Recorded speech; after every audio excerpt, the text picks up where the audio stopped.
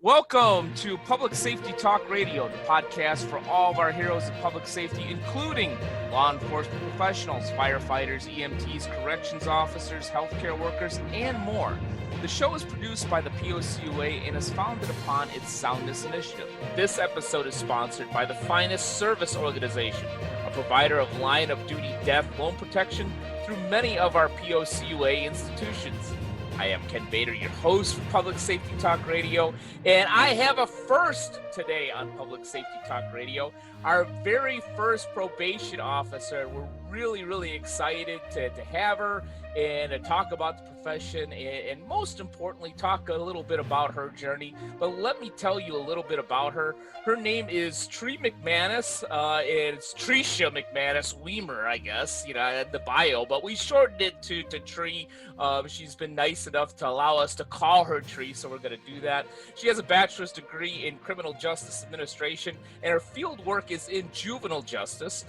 She has 2 certifications in juvenile supervision officer and juvenile probation, and she currently works at the Juvenile Justice Center in Abilene, Texas, probably really hot over there, as a certified juvenile probation officer in the intake unit, but also works at JSO Corrections. Tree, welcome to the show.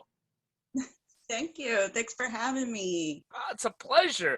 And as a side note, probably not a side note, I am really excited to have her because she is one of the co-authors that I have had the privilege to work with in the collaborative book that you can see if you're watching the video version behind her, From No Worth to Self-Worth. And her chapter was amazing. We're going to get to that. But we want to hear first, or at least I want to hear, what is the probation officer profession like? What is it that you do on a daily basis, and who do you help? On a daily basis, what we do is we have 3 departments in probation. We have the court, deferred, and intake unit. What I do is I'm in the intake probation. I'm the first one when the kid comes in through the doors. I'm the first one they see, so it's more of an impact that I bring onto them. I enjoy working every day with these juveniles because it's so important to change the lives for them to become better citizens. On a daily basis, what I do is once they come through the doors, I make sure I'm assessing them. I determine whether I get to hold them or they be released, just basically off of their probable cause. Yeah. Whether, if they've been harming themselves or others, if they're in danger, if they need supervision, that's what I go by on determine whether I'm going to hold them or keep them. Then after they're assessed, I am dual certified to work as a juvenile corrections. So I'm with the kids the whole 8 hours a day or 12 hours a day that I'm there. And which is like an amazing job. Yeah.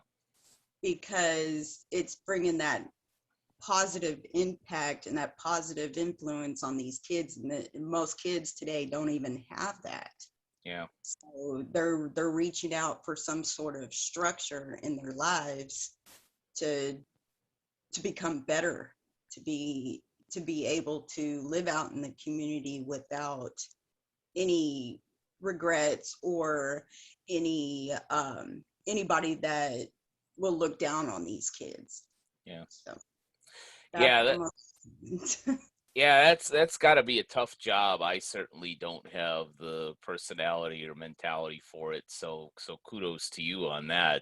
I would assume, and no offense to our great police officers out there, I know many of them go out of their way to look for troubled youth and help them and so forth, but they can only do so much. That's not the main part of their job always. So for some of these youth, you may be the very first person they come in contact that actually cares. Is that a good statement, or is that just ignorant? Yes, yes. Yeah, it definitely is like when it's all about that first impression, I guess you could say. A lot of these kids, when they come in there, they're mad, they're angry, and it's our job as officers up there is to keep them safe and make them feel, I wouldn't necessarily say comfortable because a lot of them Yeah. aren't, but it does help them like relax and be comfortable to even telling us what's going on with them, so we can change it and redirect them in a different path. Yeah, yeah, and obviously I had the distinct pleasure of reading your chapter in From No Worth to Self-Worth. So I know that you have an unfortunate background where you understand some of these kids that are coming through. You either went through exactly what they went through or something similar. Is that a good way of saying it? Yes, yes, I am too. Was a juvenile. I was horrible growing up. Um, I always I always like, I guess I didn't like authority.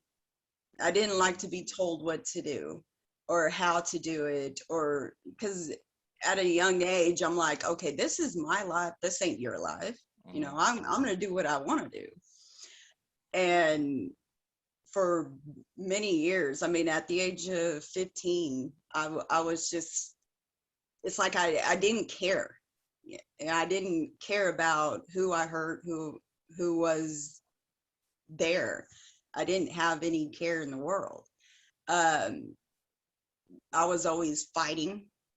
I did drugs. I did, you name it, I did it. I hung out with the wrong crowd, gang members, and that's what led me to a downward path.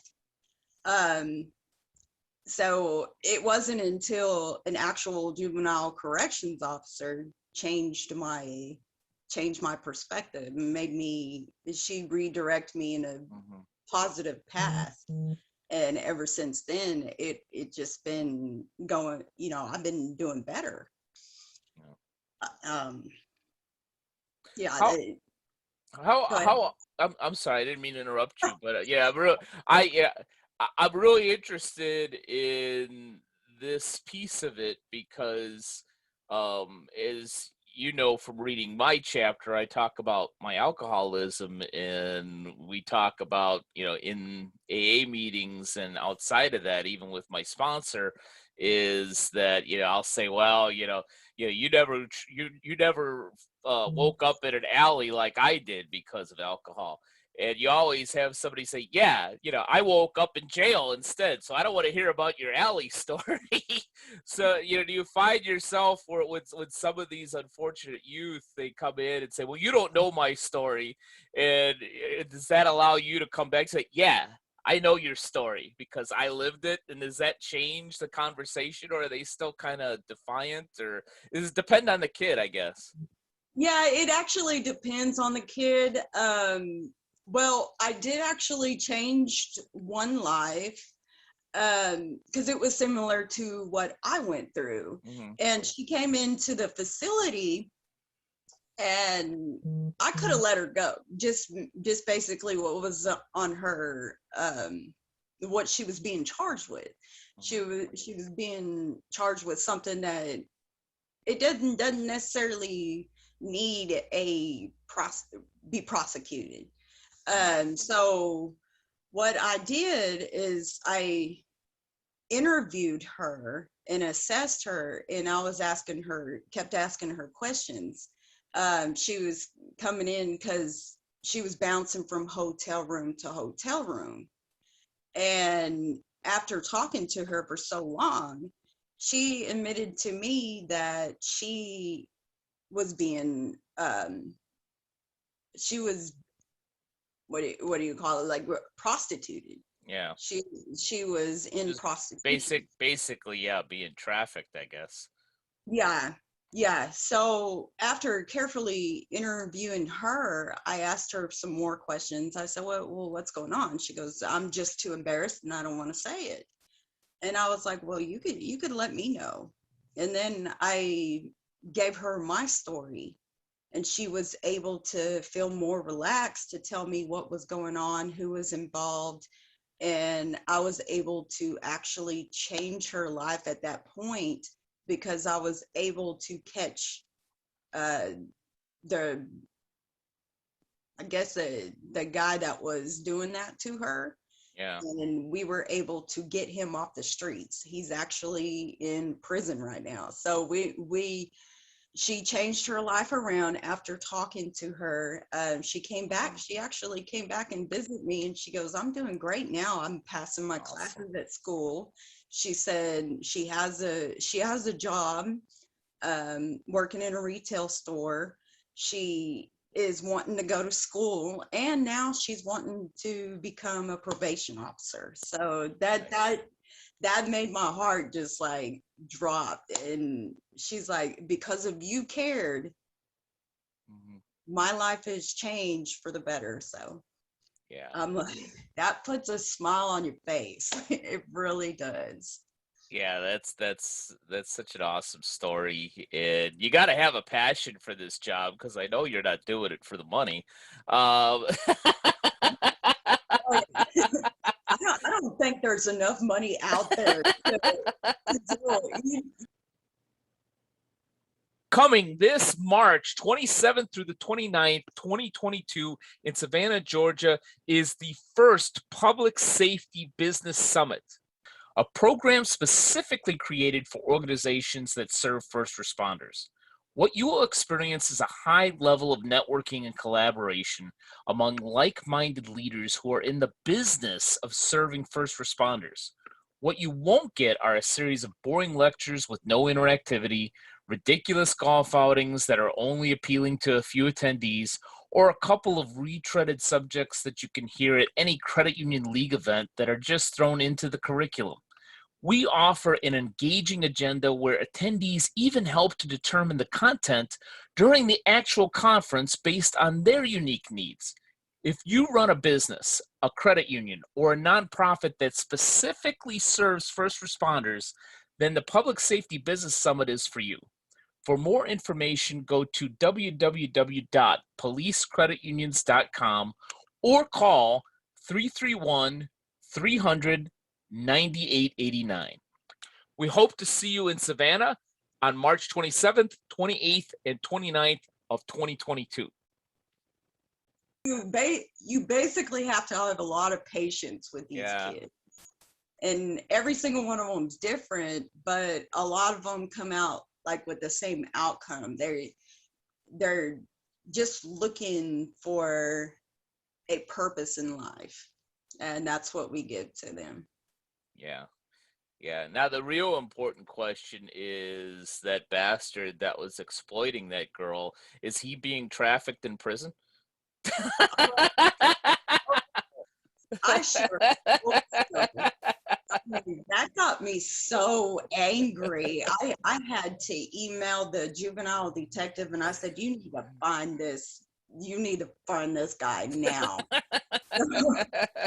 You She were, did too. She found him pretty quick. yeah, you were on a mission. Well, as unfortunate, and I've seen this so many times, and you talk about it in your chapter, is we have these paths. Sometimes they're highly negative and unfortunate, but we embrace them, in order to help somebody else. And even if we just helped one person, that process was worth it. Was that your number one motivation to be a part of this book, From No Worth to Self-Worth, or was there something other or additional to motivate you to be a part of this collaboration? That's actually was my motivation, just changing, because that's always been my passion, ever since I became in the juvenile justice system. My passion has always been to saving lives and changing lives. So we have a quote up at Word, changing lives for a brighter future. And that's one of the reasons why I was motivated to do this book, because I'm sure there's more people out there that have been through the same thing as I have. And I'm hoping that them, just by reading the chapter or anybody's chapter in here, it can change their lives, and they can realize that they are worth more than what they believe they are. Mm-hmm. And I love the title of your chapter, "A Measure of Purpose." Is that your measure of purpose? Is to give something back, to tell this story, or just tell us what is your measure of purpose? How do you define that? The way I define my measure of purpose is I want to be the best that I can be. And to measure that, I got to find through like my inner character, my strengths, my weaknesses. And that's how I measured up my self-worth. That's how I realized that, hey, I want to be a better parent. I want to be a better mom. I want to be a better friend, family member, or whatever the case may be. Is I want to be able to change others' lives and actually make an impact in the community, or even in the world. That would be great too. Yeah. So that chapter was so good. Is that a leverage to something else? What's next for Tree and her measure of purpose? Is it your own book on its own? Is it a whole workbook? Or are we gonna see you on NBC? What's what's next for Tree? What's next for me? Actually, I'm actually inspired to actually write a whole biography, to even get into more depth of who I am and how I become. Because I just talk about little spurts of what I did in the chapter, but I didn't want to go into too much detail, because I was actually inspired, well, by my friend Sean Laurie. He Another inspired. great guy who was part of the collaboration. He's chapter 1. Yes, he's chapter 1. Amazing guy. And he actually changed me, because before I was a little shy, didn't want to talk, I didn't want to get myself out there, and he actually helped me do it. So, and with him, I'm just inspired by how he did it. And I'm like, this would be an awesome opportunity for me to get my word out there, to maybe what I did in the past is going to reflect on others' views or beliefs, and maybe they will. I mean, I'm inspired. So my passion is to actually write another book. Awesome. Yeah. We'll make sure to get you back on this damn show so we can promote that book too. But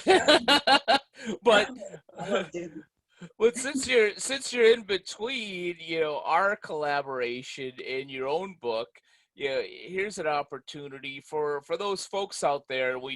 Unfortunately, we have a number of public safety professionals, especially our law enforcement, with the divisiveness and so forth, that are going through a rough time right now. I know some personally that whether it's drugs or bad marriage or alcohol or what have you, that are really going through a rough time right now. You obviously went through a rough time and bounced back. Do you have any words of advice or words of wisdom for those folks out there in our audience? Basically my advice is keep going. Yeah. Keep pushing forward. Be your own superhero. I like that. Choose your own destiny. A lot of people would sit there and, well, I'm great. I'm regretting my past, or I should have never done this, and they look down on themselves for that. But to me, and this was actually coming from one of the supervision officers that helped me, and she told me, embrace your past, because that's what who makes who you are today, is just by embracing your struggles. And I never understood that. I'm like, okay, why would anybody want to embrace such a negative past? And then I thought of it as I got older, and I'm like, you know what? That's who made me today, Mm-hmm. is my past struggles. So always, always embrace your struggle. Don't ever regret what you did. Don't ever regret it. Just embrace it for a positive solution. And then, my other advice, just keep going. You're always going to have those barriers, the brick wall, bust through that wall. And it's always better to just work harder and not cutting corners, Mm-hmm. because it's all in how you work is what gives the value. Yeah, that is an awesome answer on two levels. I love the line, "Be your own superhero."